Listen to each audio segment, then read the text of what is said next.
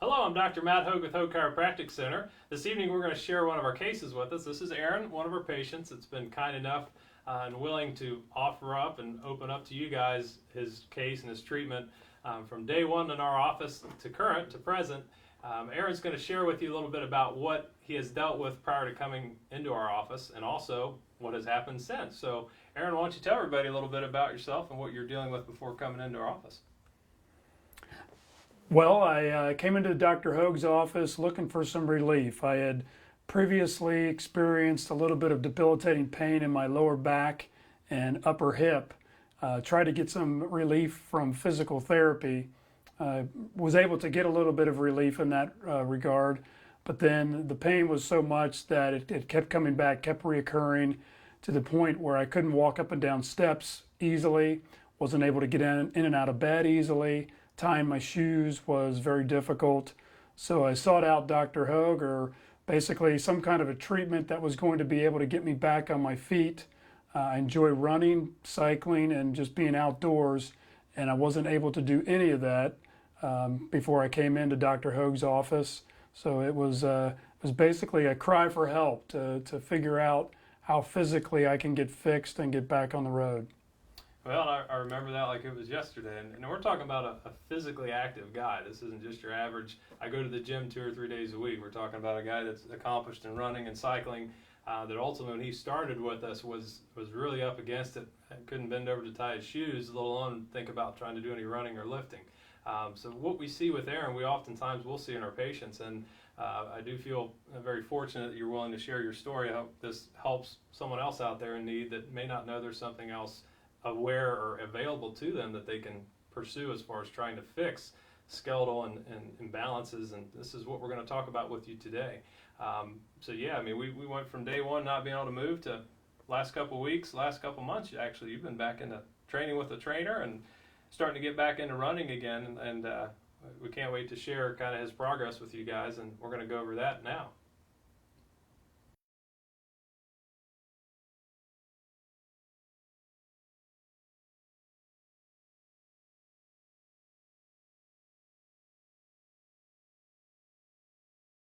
So here we have Aaron's x-rays. To the left we have Aaron's first visit, his first x-ray. To the right we have his first follow-up x-ray that we've just taken a couple weeks ago. So time frame here, we're dealing with about 6.5, 7 months from initial x-ray to his first follow-up. What we see here, Aaron is looking away from us. As Aaron stands looking away from us, the top of the femur or the hip should be level, left to right, as should the top of the pelvis. So it may be hard for you guys to see the measurements, so we'll read them right off the x-ray. The top of the ilium here, which is basically the pelvic, or which are the pelvic bones, we have a 23 millimeter deficiency on the right, which means his pelvis, right to left, is 23 millimeters lower on the right than it is on the left. And it's 11 millimeters initially at the head of the femur, right to left. So those are both significant measurements. At this point, we were pretty sure there was going to be a leg length deficiency. There hadn't been enough time, as Dr. Cooper stated. We like to do a couple measurements as he'll go over his leg length study and what we do here. We do a couple subsequent measurements, tape measurements, to see if there's a consistent asymmetry in those tape measurements left to right. There's a lot of opportunity for inter-practitioner error. You know, I can find a different mark than Dr. Cooper would, and we take a leg length measurement via the tape measure. Sometimes there's some inconsistencies, but when you see that type of a tilt, it's a pretty strong indication we have some type of foundational issue, meaning hips down, whether it's an arch issue, whether it's a leg length deficiency, whether it's just a severe degenerative hip or knee, something creating and allowing the pelvis not to get even support. Well, in his case, he was in a lot of pain. We're talking about an athletic guy. He hit that wall where he just could no longer deal with it, and his body was starting to break down. So when we take these measurements, it gives us a very good starting point. We can also see, as the lower back was unable to get proper support at the pelvis, it was going with where gravity was pulling it to the right. And we have another measurement here measuring 17 millimeters, which is an appreciation for how the pelvis is supporting the lower back. That 17 millimeter shift to the right is, again, we see it often. That's a pretty big one. That's a lot of shifting. And this last one we see is going to denote how much tilt, or rotation rather, we have at the pelvis. And what we take is a measurement front and back aspect of his pelvis, which measured a 27 millimeter rotation, which pretty significant measurements. If you've had an x-ray taken of yourself and a chiropractor or another medical professional has pointed out these type of imbalances, was the next step taken of what causes that? And there's different causes, there's different reasons. This case we're sharing with you is a structural case. There's muscle imbalance cases that can create these type of imbalances as well, but this is truly a structural case that was leading to imbalances that, had we not done the work, we would have missed what was causing his imbalance, and his pelvis and his body would still be compensating today. So this was day one in January of this year. Dr. Cooper, what do we see here a couple weeks ago? All right, so this is the next x-ray we took on Aaron. This is, I think, roughly around 6.5 months after this first x-ray was taken. So just like Dr. Hogue had said, we're going to talk about the first measurement here of the pelvic tilt. So on the previous, we were at 23 millimeters. And like I said, it's probably hard to see this with the camera, but we're now at 16 millimeters on the pelvic drop on the right side compared to the left. And then at the top of the femurs, we have a 6 millimeter difference from right to left compared to what 11 millimeters was about 6.5 months ago. Now, he was talking about the lumbar spine shifting over to the right. I think previously we looked like 17 millimeters, and 6.5 months later he's now at 9 millimeter shift from that center part. So he's getting a lot more support from that pelvis to the lumbar. And then the last measurement we took here was that rotational aspect of the hips, and we're now at 14 millimeters compared to 27 millimeters, which was 6.5 months ago there. So Aaron, he's doing very well, and his treatment at this point, he's in our office once every 3 or 4 weeks. He has an at-home routine that he does regularly. He's working with a personal trainer that we use here quite a bit as well. He's getting strong through his core. He's able to challenge again physically. As his body, by the way, continues to go through this change, we're going to take other x-rays as the months go by. This was a little over the 6-month period we'd like to see, again, mainly due to his traveling that he does. He's out of town quite a bit. We're going to take another x-ray at 12 months, and we're going to take, probably one of the last x-rays we'll take will be around 18 months. Now, we're talking about a man in his 40s.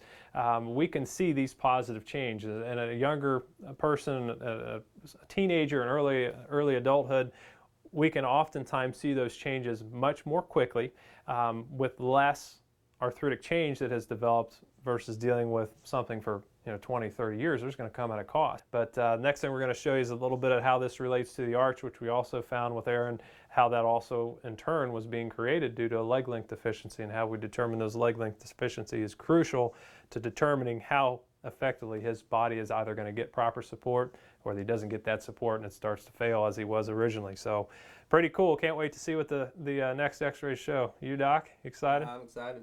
See it all day long. We're happy to be able to share this with you guys. So let's show you what the arches look like. So here we have a scan of Aaron's feet. Now what we're seeing here, this is his right foot, this is his left foot. What we want to get an appreciation for here are the 3 arches intact. We have 3 arches in each foot. We have an instep or a medial arch, which keeps the inner aspect of the foot elevated. We have a lateral arch, which lives on the outside part of the foot, which this shouldn't be touching the screen. So that lateral arch is gone, and it's a very common thing to see in our patients. Hands down, the most common imbalance to see in a foot that has an arch issue is going to be some type of lateral arch asymmetry. And then thirdly, but not lastly, we should have a transverse arch that keeps an arch to the front or bridge of the toes, basically to help displace weight evenly throughout the forefoot. So as we can see pretty readily here on Aaron's scan, on the right side, we should never see a collapsing inward of the tissue. And this is basically, as we look from the bottom up, catching the actual inner aspect of his foot and ankle, and we should never see that bulging inward. That's an indication his foot is overpronating or rolling internally or inward excessively. And if we remember, his x-ray on the right side was significantly lower, that 23 millimeter tilt. And when we look at an arch, our goal really is from the ground up, make sure that his hips and pelvis are able to get even support, symmetrical support, and obviously we strongly suspected that that wasn't happening, and the arch is creating a poor foundation for his knees, hips, and pelvis. What comes first, the chicken or the egg? Did the arch go south first and that caused the pelvis to shift? Well, that can happen, and that oftentimes happens actually, but in his case he did have a true leg length deficiency, and that is why we did the leg length study with him, and lift was actually inserted underneath his orthotic. We did have a set of orthotics made for his feet. He wears them all day long, every day, and there is a lift underneath his right side.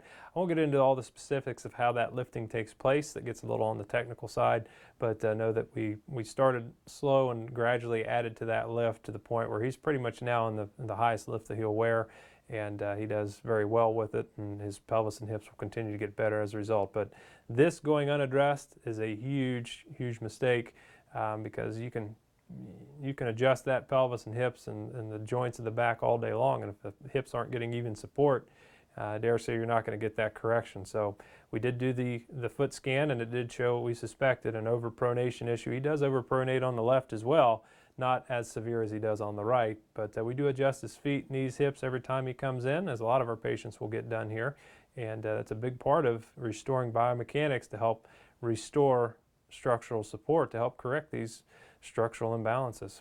So that was another piece to his puzzle. So moving on now, we're going to show you, Dr. Cooper is going to share with you leg length and balance, and how we come up and determine to the millimeter, best of our ability, true leg length left to right. As you saw in the previous x-ray of Aaron, you can see that there was a tilt on the right side. When we have a patient that comes in and has such a large tilt on the right side, we have to determine what's causing that structural imbalance to the pelvis. So we're going to look at two different things and try to rule them out. Well, in this case, we started with Aaron's feet. So we did a foot scan, and what we found was he actually had a pronation or a rolling in of the right foot. Well, what was causing this? So what we did is we took leg measurements, and we did this with a tape measure, and we do it on 3 different visits because we want to get consistency. Well, we kept getting consistency of an asymmetry, which is a short leg on the right side. So we had to look into a little bit further of what was causing this. So what we did here, as you see behind me on the x-ray, is this is actually a leg length study. So what we do is we center a ruler. It's a stationary ruler that hangs behind the patient, and what we do, we take an x-ray of the pelvis, of the knee, and the ankle. So what we're trying to determine is the actual length to the millimeter of the long bones of the leg. So we take a measurement at the top of the femur and at the bottom of the femur, and then we take a measurement at the top of the tibia to the bottom of the tibia, determine what the actual length is. Well, it was a huge piece into Aaron's case, because what we actually found was he was short on the right side.